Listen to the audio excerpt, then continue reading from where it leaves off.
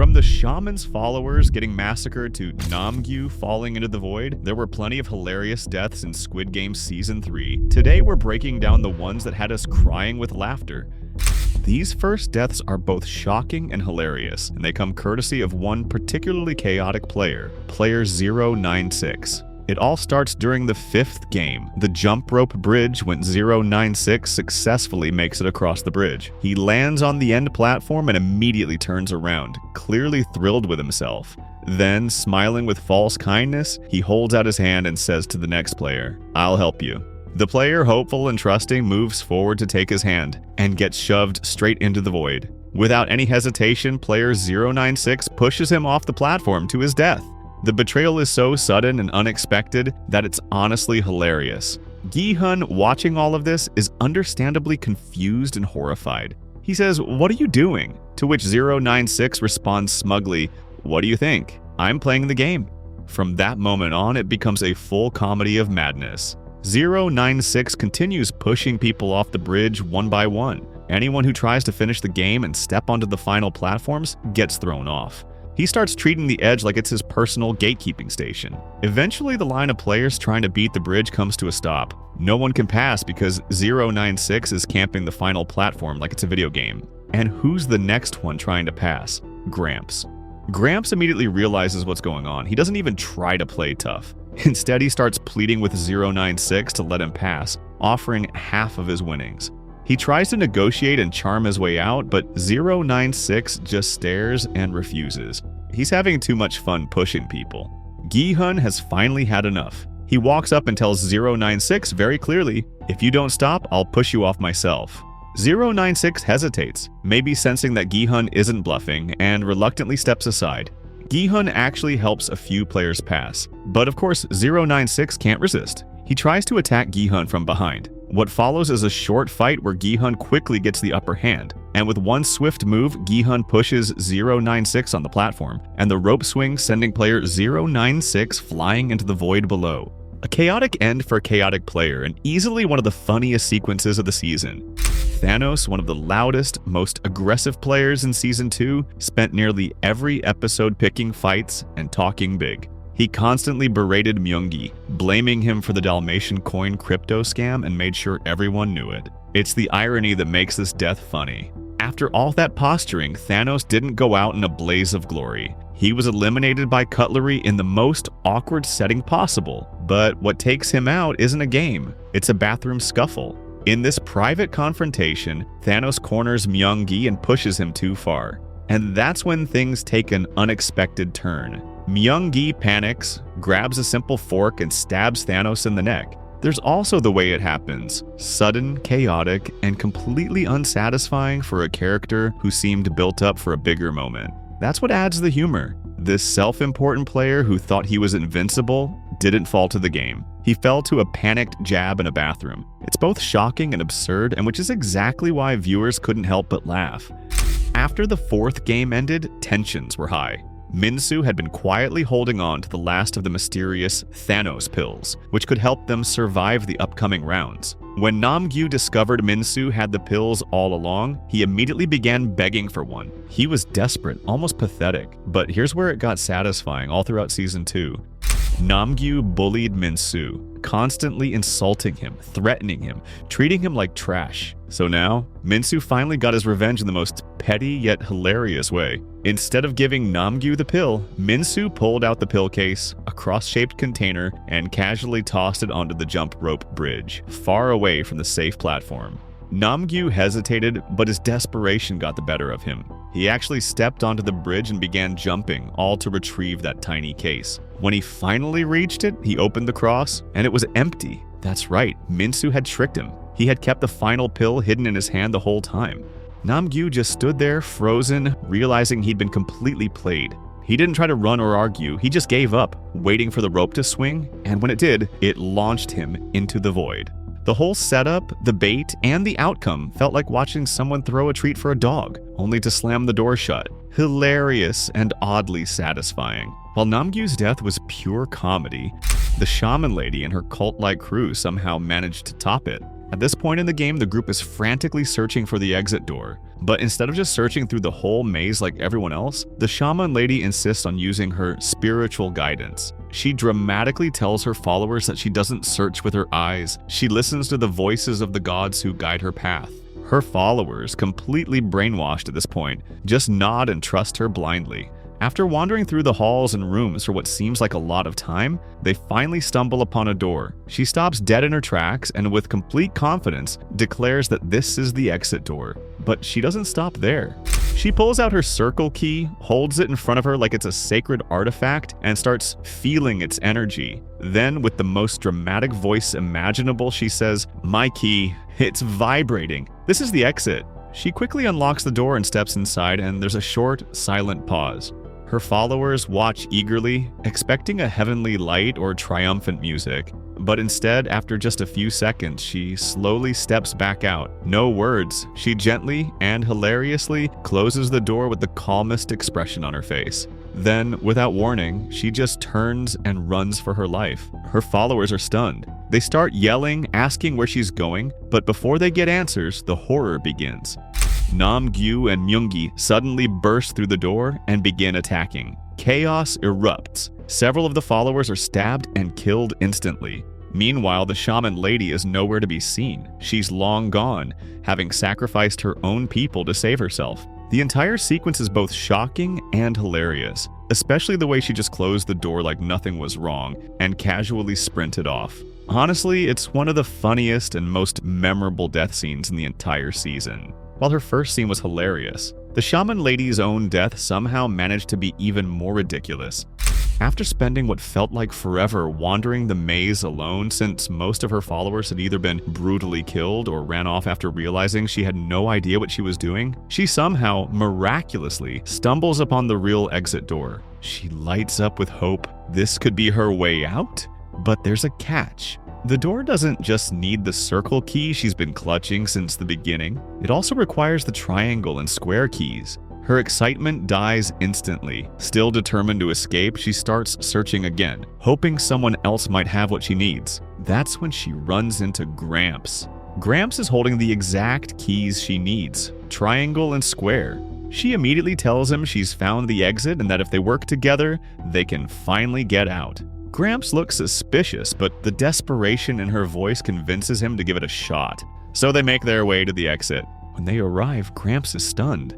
The shaman lady was actually telling the truth. This really is the exit. They insert the keys together, the lock turns, the door creaks open, and light spills through. And then Gramps goes full betrayal mode.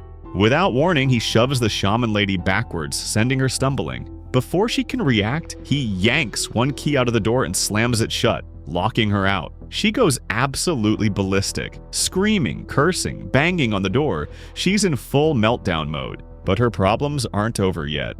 She turns around, still fuming, and freezes. Standing there is Min-Soo, still hallucinating from the Thanos pills. In his delusion, he mistakes the shaman lady for Nam-Gyu, the player responsible for his friend Seimi's death. Without hesitation, he launches at her, stabbing her again and again, shouting Seimi's name with tears in his eyes. The shaman lady dies in a confused, painful, and totally chaotic way. But honestly, it was hilarious. Her getting betrayed by Gramps in the most savage way possible, and getting mistaken for Nam-Gyu and killed, her death was wild, messy, and absolutely deserved. One of the funniest deaths in all of Squid Game has to be this glass bridge moment. But really, it's the reaction that makes it hilarious. Player 021, who took position 4, found himself in a tough spot right after player 062. The math guy calculated that statistically he was doomed. 62 accepted his fate and sprinted ahead, managing to guess 3 panes correctly before plummeting to his death. A bold run that left everyone stunned. Then it's player 021's turn. The problem? 062 ran so fast that 021 completely lost track of which panes were tempered. So what does he do? He turns around and asks for help from player 453, the old lady standing right behind him. Her response is what makes this moment so funny. She casually says, "I think it's left," but in a way that sounds like she doesn't care at all, almost like she's suppressing a laugh. And well, 21 listens. He steps confidently onto the left pane and goes straight through it. But the real punchline comes right after. As soon as he falls, the old lady just shrugs and says, "So, he went right." Her tone is light, almost like she's holding back a chuckle, as if this whole situation is mildly amusing to her. It's that mix of indifference and low-key trolling that makes this scene land. It's not laugh-out-loud hilarious, but the casual betrayal and her deadpan delivery give it a sly, dark humor spark that stands out, especially in the chaos of Glassbridge. Daeho's downfall was far more personal. His betrayal, his lies, and his cowardice finally caught up to him, and Gi-hun was ready to make him pay. Gi-hun holds Daeho personally responsible for the failed rebellion and the deaths of the players who participated in it, most notably the death of Gi-hun's best friend Jung-bae. Ever since that day, Gi-hun has had only one thing on his mind: revenge. And now in the fourth game, Knives and Keys, Gi-hun is determined to end Daeho's life for good. Daeho senses the tension. He confronts Gi-hun before the game begins, attempting to defend himself, but it's useless. Gi-hun isn't listening. He's already made up his mind. The moment the game starts, Gi-hun immediately begins hunting for Daeho throughout the maze, completely ignoring other blue team players. His focus is razor sharp. His target is Daeho. After a long, intense search, Gi-hun finally finds him in a room of stairs. The two clash in a brutal fight. In the heat of the moment, Daeho breaks down and confesses everything. He had been lying from the start. He was never a Marine, never strong, never skilled. The tattoo he had proudly worn was fake. He couldn't even fire a gun. All of it had been an act. Daeho begs Gi-hun for mercy, but Gi-hun is past reason. He lunges, but Daeho bolts, fleeing in desperation. He sprints into a nearby door only to discover too late that it's a trap. Behind it is nothing but a drop into the void. Cornered and hopeless, Daeho turns around slowly. And there stands Gi-hun, eyes full of rage. Without hesitation, Gi-hun attacks and ends up choking Daeho with his bare hands. Struggling, gasping, Daeho dies, his final moments consumed by fear and regret. While Daeho's death was driven by vengeance, Yongsik's was fueled by desperation and ended in pure heartbreak. It happens shortly after Hyunju's tragic death. Junhee and Gyumja leave the room where Junhee had given birth, following Hyunju's final message about the location of the exit door. As they're about to open it and escape, Yongsik suddenly appears, blocking their path. He's holding a knife. His eyes are full of panic and desperation. His target is Junhee, but Gyumja, his own mother, steps in between them and stops him. A tense silence fills the air. Yongsik then breaks down, explaining why he's doing this. He hasn't killed anyone during the game, not a single person. And he knows what that means. If the red players don't kill at least one opponent, they lose. He's gonna die. Tears stream down Jumja's face. Her son, so lost and terrified, now considers killing an innocent young mother just to survive. Despite her heartbreak, she refuses to let him take Junhee's life. But Yongsik, growing frantic, pushes her aside, sending her crashing to the floor. He steps toward Junhee, raising his knife with trembling hands. His face is full of conflict, but his decision is made. He lifts the blade above his head, ready to bring it down, but then everything changes. Yongsik drops to the floor, whispering only one word: "Mom." His voice fades. Time runs out. He still hasn't killed anyone. Moments later, the guards arrive. Without hesitation, they shoot Yongsik where he lies. His story ends there, not as a killer, but as a broken son, undone by fear, love, and the cruelty of the games. The next death we see is player 120's. During the fourth game, the infamous Knives and Keys challenge. Hyunju, who had teamed up with Junhee and Gyumja, was part of the blue team. Throughout the round, we witness Hyunju protecting both of her teammates with relentless determination and skill.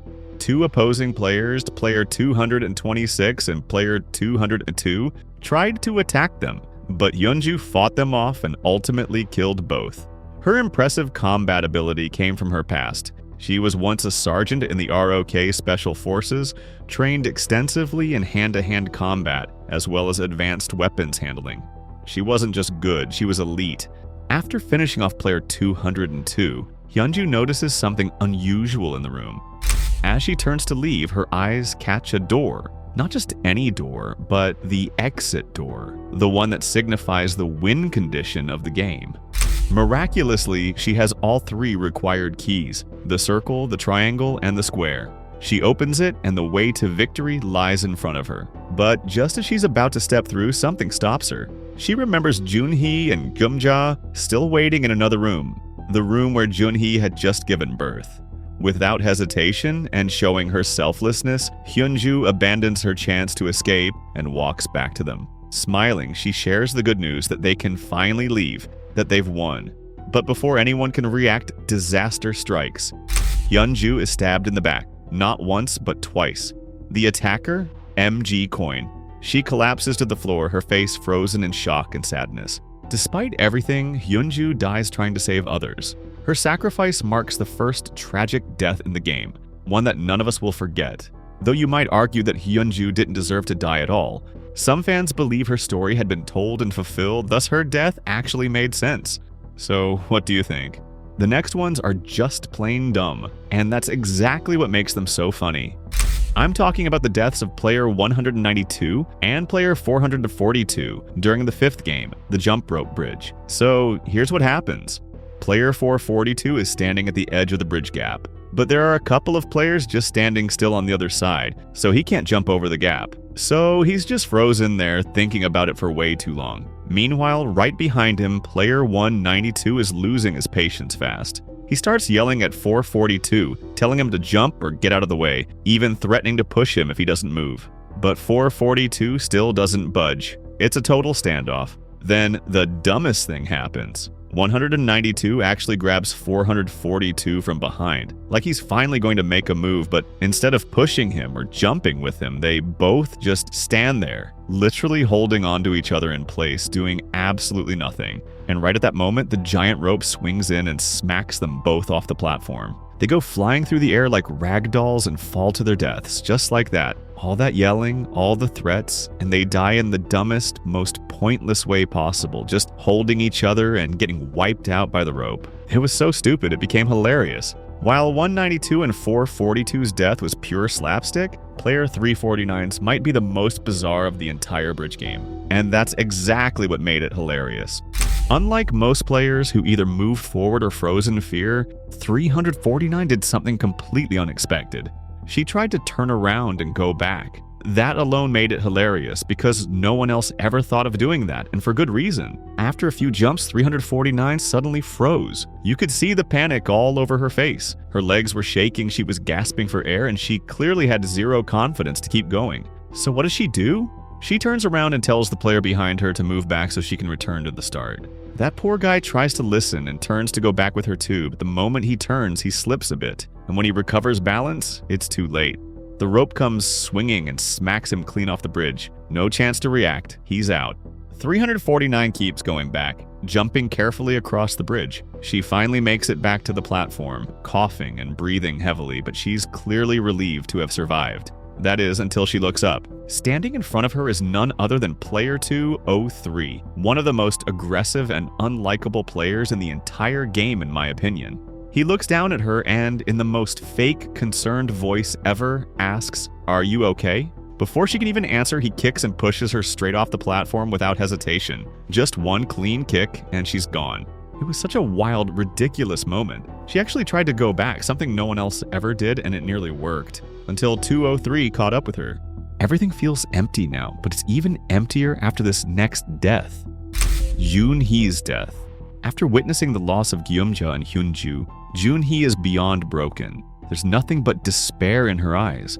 When the time comes for the 5th game, the atmosphere is heavier than ever. One by one, the remaining players jump the rope and move forward. Most of them dying, everyone except Junhee. She's the last one.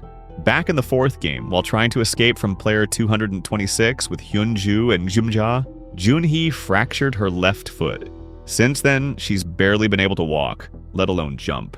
So when the 5th game arrives and it's her turn, the arena is already cleared. She stands alone on the edge of the platform. 1 minute remains on the clock.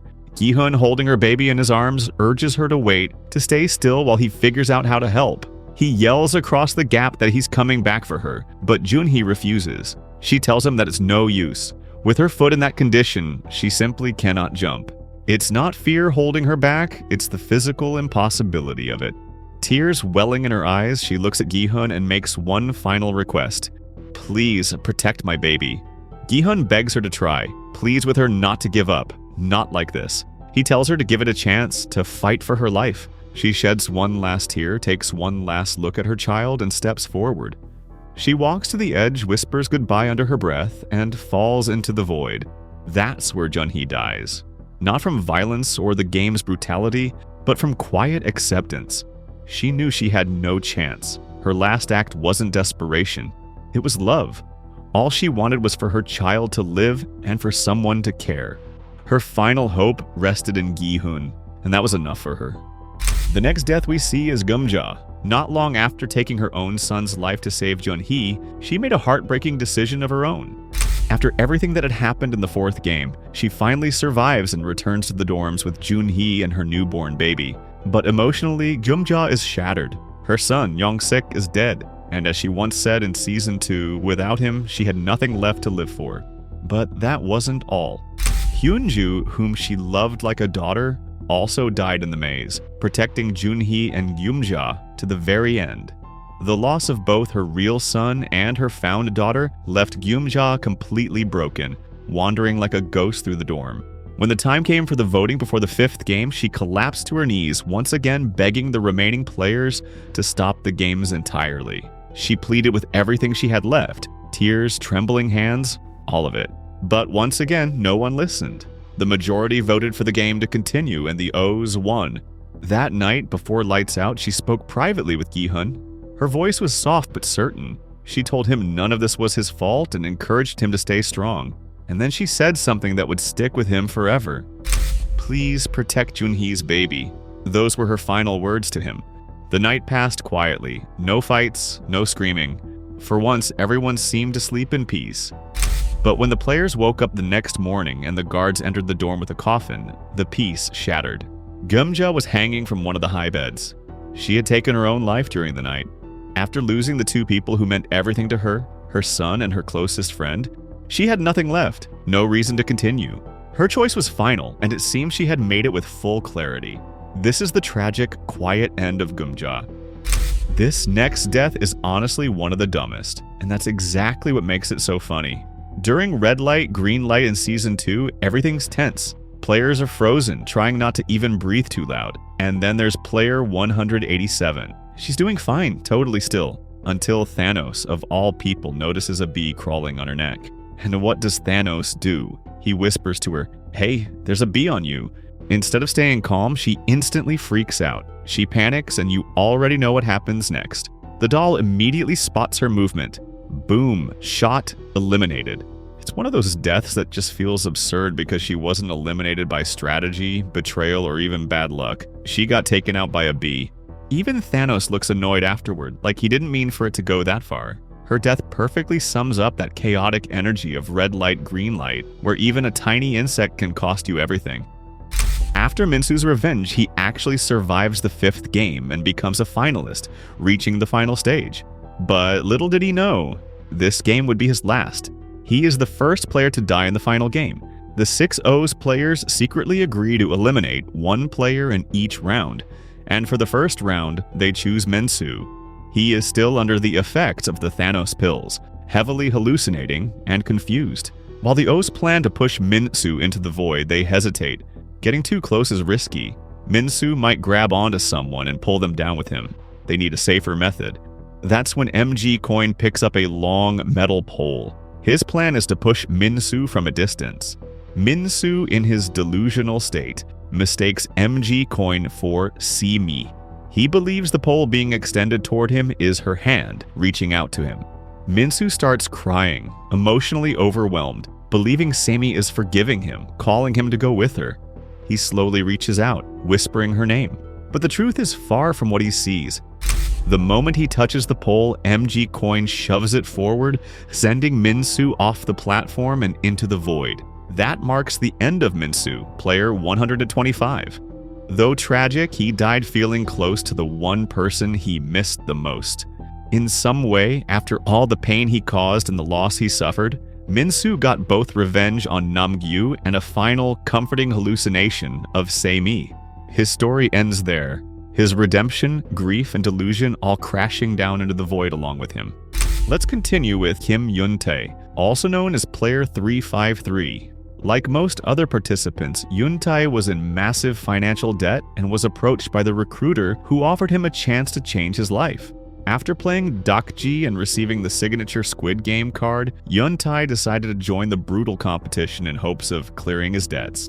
Yuntai survived every game up to the jump rope, choosing to continue the games after each round and never showing signs of wanting to quit. Known outside of the game for his math skills, Yuntai showcased this ability when he quickly calculated how much money each player would receive after the 5th game. With 44.8 billion won in the prize pool and just a handful of players left, he understood the value of eliminating more contestants. When the final game approached, Yuntai and the other 8 finalists rode the elevator up to the arena and discovered that they would play Sky Squid Game. As the platform rose, Zhongdai pressed the button to start the first round. From the very beginning, Yuntai, along with fellow O voters Zhongdai and player 203, plotted to eliminate Gi-hun, Min-soo, and the baby to reduce the number of contestants and increase their potential winnings. This betrayal showed Yuntai's willingness to sacrifice anyone for a larger share of the prize. However, things didn't go as planned. During the chaos of the final game, Yuntai ended up in a fight with Myung-gi. The fight turned brutal, and ultimately Myung-gi pushed Yuntai off the platform into the void, leading to his death. His demise came as a direct result of his greed and betrayal, making him yet another example of how far desperation can push someone in the Squid Game. As cruel as Yuntai was, the finalist sitting next to him is even worse. Let's talk about Lee Sung-won, also known as Player 336. When tensions rise between the X and O players before the 4th game, he's seen cursing out the X's, saying that if they want to leave so badly, they shouldn't be stuffing their faces with gimbap. He suggests they should starve instead, which highlighted his increasingly hostile attitude.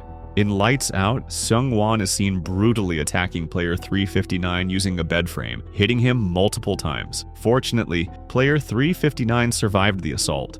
Later, player 047 wanted to shoot him, along with several other violent O's, players 203, 442, 96, and 296, but was talked down by Gi-hun before anything happened. Although he wasn't shown much during the 4th game, he is confirmed to have killed player 394, which allowed him to pass to the final round.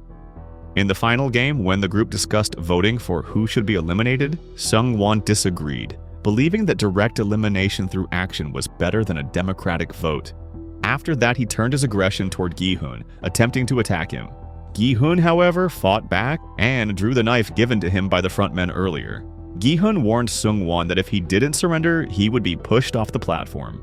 Before Sung-won could respond, Myung-gi intervened and struck him with a metal rod, sending him falling to his death. Kim Gi-min, better known as Player 203, like everyone else, he scraped through the first 3 games, but his true colors showed quickly. After the 3rd voting round, when the O and X factions clashed, Jimin was clearly with Team O. He threw his jacket to the ground in rage and got in Daeho's face, showing early signs of just how aggressive and hostile he could get. During the Lights Out game, he really crossed the line. He was seen sneaking around in the dark before brutally stabbing player 094 to death. This is where his ruthlessness came out in full force. Later, he was spotted with his hands up alongside Lee Sung-won, player 096, player 296, and player 442 just before the rebellion broke out when player 047 tried to shoot some O players. In the 4th game, Knives and Keys, Gi-min was part of the red team. He waited in a bright yellow room ready to ambush other players once the group split up.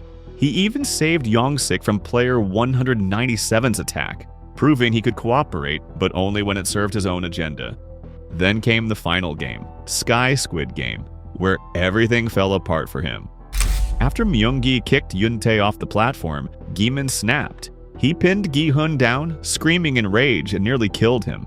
But Gi-hun fought back, stabbing Gi-min multiple times in vital spots before finally overpowering him. Gi-min bled out right there on the platform, a fitting end for someone whose violence and betrayal ultimately cost him everything.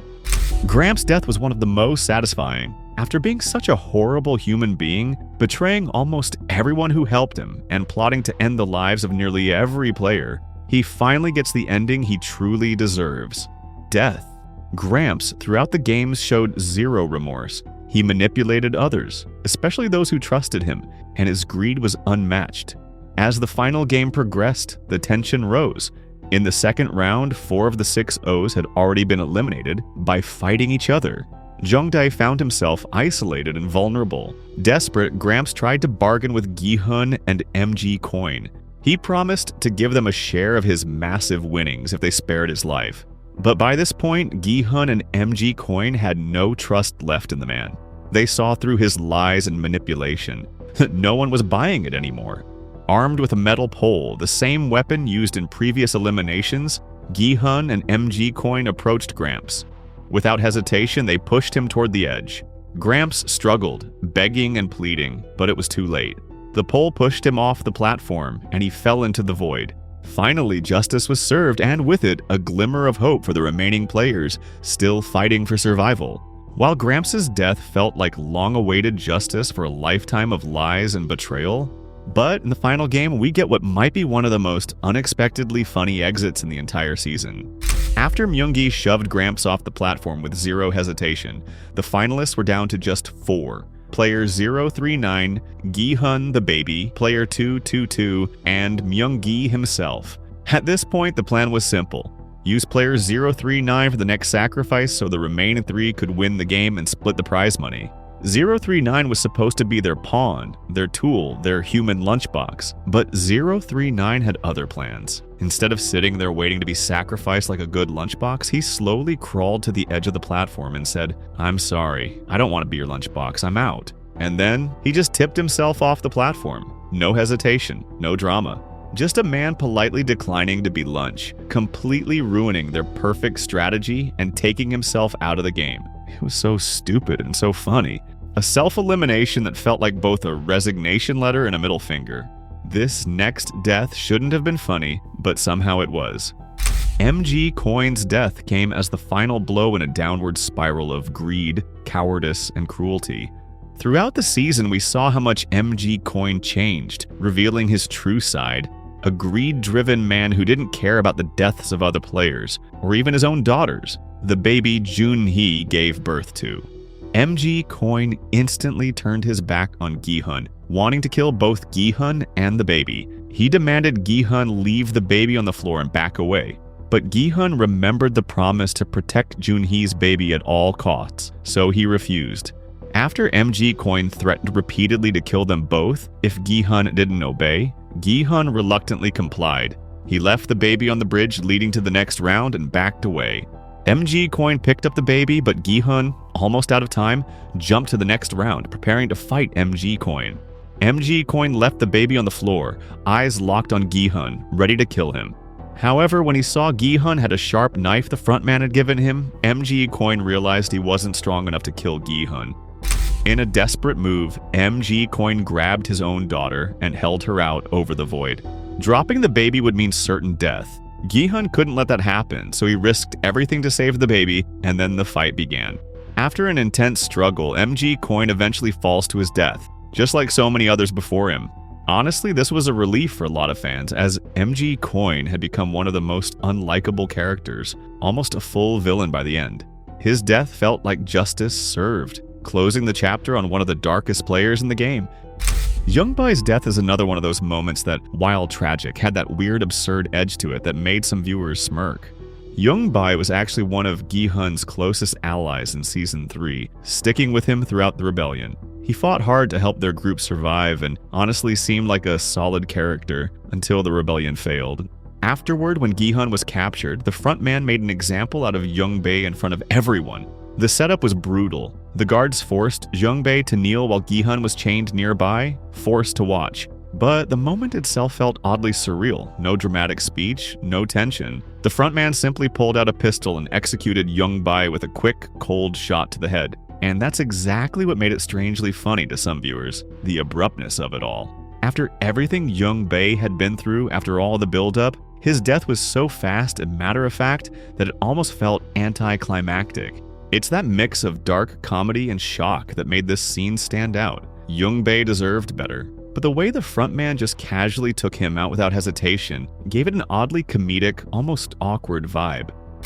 The last and most heartbreaking, yet strangely expected death is that of Gi-hun. After his intense fight with MG Coin, he realizes something shocking. He never pressed the button on the floor to start the round. Without pressing it, MG Coin's death doesn't count as a game elimination. That means only 2 people are left, Gi-hun and the baby. Gi-hun now faces a devastating choice. Once the button is pressed, the round begins and one of them must die for the other to win. Either he sacrifices himself or the baby dies. He presses the button. The countdown starts. The VIPs watch silently, anticipating his decision. Gi-hun walks slowly to the edge of the platform, holding the baby close. He looks down into the void for a long, painful time, fully aware this is his end. He reflects on everything: the rebellion, the losses, Hyunju's sacrifice, Gyumja's pain, Junhee's death, the death of his best friend, Youngbae, and most of all, the promise he made to protect this child. With seconds left, Gi-hun kneels down. He gently kisses the baby's forehead. He places her softly on the ground, making sure she's safe. Then, taking one final breath, he stands again, silent and composed. As the countdown nears 0, Gi-hun takes a final step forward and falls into the void. Gi-hun sacrifices himself for Junhee's baby. It's another suicide, but this time it's an act of pure love and protection. The main character of the series, the soul of the story, is gone. This was the most heartbreaking death for many fans and the final blow of the season. Player 456, eliminated. And hey, if you don't hit that subscribe button right now, Gramps is winning Squid Game Season 3 in your dreams. And trust me, nobody wants to see that.